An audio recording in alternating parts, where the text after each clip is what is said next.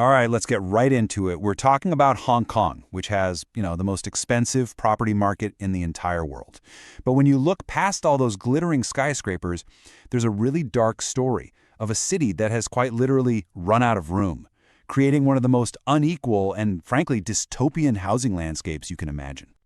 This quote, wow, it just perfectly sums up the shocking reality for hundreds of thousands of people there. It's talking about Hong Kong's infamous coffin homes, and it really sets the stage for the crisis we're about to break down. And this is the average size of one of those homes, 2 square meters. To put that in perspective, we're talking about a space that's basically the same size as an old public phone booth. And in some of these places, you can have 20 people sharing a single bathroom. It's just unbelievable. But these are not just numbers on a screen. This is about real people. People like Kai, a 60-year-old cleaner. For $300 a month, he rents a bedbug-infested space of just 20 square feet. And for him, he says, this is actually better than being homeless. The sheer scale of this problem is just staggering. This is not some fringe issue affecting a handful of people. We're talking about a population larger than many entire cities, all living in these absolutely desperate conditions, right in the middle of one of the wealthiest places on Earth. So what's driving all of this? Well, it's this staggering inequality. The wealthiest 10% of households in Hong Kong earn 82 times more than the poorest 10%. And get this gap has more than doubled in just the last 5 years. It's insane. So the big question is, how on earth did it get this bad? Well, the answer isn't simple. And believe it or not, it all starts with a single decision that was made over 180 years ago, long before any of those skyscrapers were even a thought. To really find the root cause, you have to go way back. See, when Britain seized Hong Kong back in 1841, they made one foundational decision. All the land would be owned by the government and then leased out to people and companies. That one single rule is what still dictates prices today. And this timeline really shows how a perfect storm was created. That colonial land system was the foundation.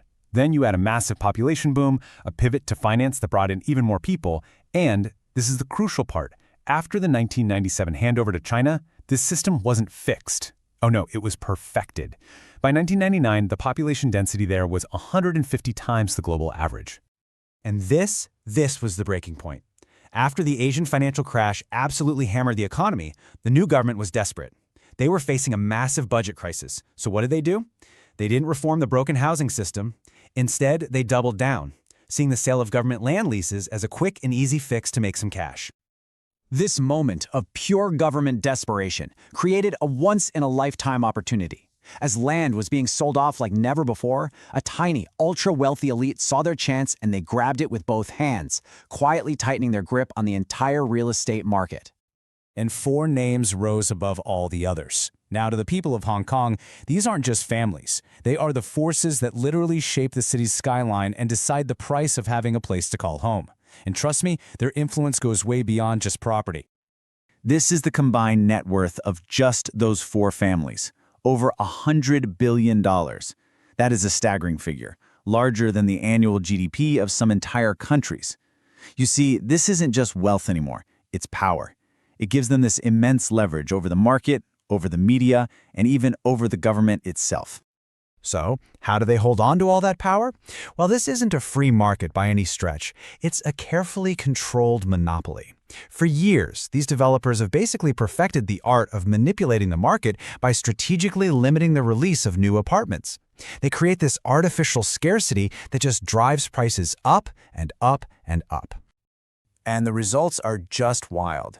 While property developers in, say, the US or the UK might see profit margins around 15%, these Hong Kong firms are routinely enjoying margins of 30 to 50%. I mean, those are just obscene profits, generated directly from their control over the market. So now, let's look at the devastating impact all of this has on the everyday lives of people in Hong Kong. Because behind these billions and billions in profit, there is a crushing human cost. The consequences are just devastating. The promise that if you work hard, you'll succeed, that's broken. A university graduate would need to save every single penny for 20 years just for a down payment on a tiny apartment. More than 80% of young people believe they will never own their own home. And as a result, 140,000 of them have just left. And so tragically, this despair is fueling a massive mental health crisis, with over 1,000 suicide deaths last year alone.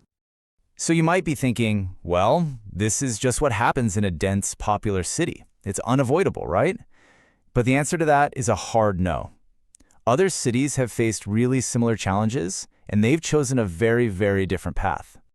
Ultimately, Hong Kong's crisis is the result of specific policy choices. I mean, take Singapore, a city that's just as dense. There, the government builds and manages 80% of all homes to make sure they're affordable. Or look at South Korea, which taxes property speculators up to 50%. Hong Kong chose a different path, one that clearly benefits the wealthy few. So finally, let's just zoom out for a second, because what's happening in Hong Kong isn't just some local issue. It's a massive cautionary tale for major cities all over the world, from London to New York, where you're seeing very similar problems of inequality and real estate monopolies starting to grow.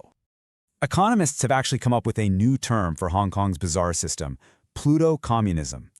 It describes a system where, kind of under the disguise of capitalism, the state is actively protecting the wealth and power of a select few. In Hong Kong, you see, this inequality wasn't some accident, it was engineered. And this really reveals a universal danger. When a basic human need, like shelter, is allowed to become just another speculative asset for the super rich, economic stability becomes an impossible dream for pretty much everyone else. Think about it. What started as a colonial land grab has morphed into a modern monopoly that literally packs the working class into metal boxes, while billionaires build empires in the sky. If we continue to accept this level of extreme inequality as just normal, then Hong Kong's present may very well become all of our futures.